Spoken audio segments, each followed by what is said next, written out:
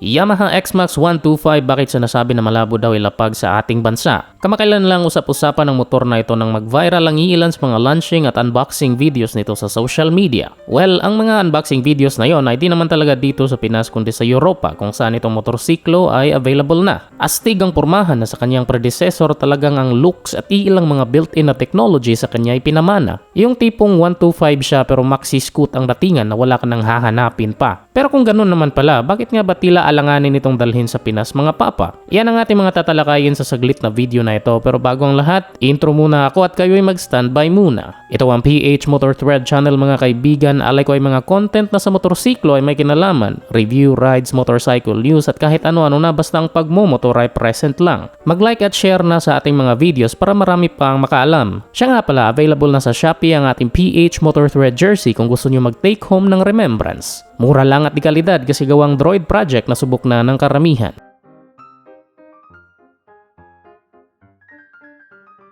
Okay, sa short video na ito, nais ko lang ipaalam na ang ating tatalakayin na variant o versyon ng Xmax 125 ay ang TechMax na versyon kasi ito ang pumukaw sa atensyon ng mga mahilig sa motor na Pilipino. Pasadahan na muna natin saglit ang mga specs nitong motorsiklo. Ang motor na ito ay equipped ng 124.6cc single-cylinder SOHC liquid-cooled at fuel-injected na makina. At kagaya ng mga bagong motor ngayon ni Yamaha, meron na din itong Blue Core at VVA na teknolohiya. Isa ring special sa motor na ito ay sobrang lawak ng kaniyang underseat storage na ang dalawang full-face helmets ay pwedeng magkasya. At heto pa, kung espesyal ang pag-uusapan mga papa, meron na din itong traction control na teknolohiya. Para sa mga hindi pa nakakaalam, ito ang teknolohiyang pang-iwas skid ng gulong sa mabato madulas na daanan sapagkat monitored nito ang ikot ng gulong at kusa nitong inaayon o ina-adjust ang ikot kapag kailangan mo na. At idagdag mo pa riyan ang stop and start system na talaga nga namang tipid factor feature ito ni Yamaha. Isipin mo, naka 125 displacement ka na nga, sa trapiko ay may idling stop ka pa. Siguro hindi na natin pag-uusapan ng mga aesthetics ng motor na ito. Basically, Xmax na Xmax talaga ang datingan nito from head to toe. Pati nga pormahan ng mga dashboards aba ay hangong-hango pa din sa kanyang lolo. Kaya naman diretso na tayo sa katanungan dito sa Pinas, bakit nga ba tila alanganin ang paglapag nito? Heto mga kaibigan, ang para sa akin ay panalong komento o dahilan kung bakit hindi aabot ng Pinas itong motorsiklo, which would actually make sense nga naman kung iisipin mo. Sabi ni Enzo, ang top commenter natin sa Xmax 125 post nung nakaraan, sadyang malakas lang talaga ang 125 segment na motor sa Europa sapagkat dun sa kanila, kailangan mo munang dumaan sa class category na ito bago ka makasecure ng lisensya para sa mga higher displacements na bike.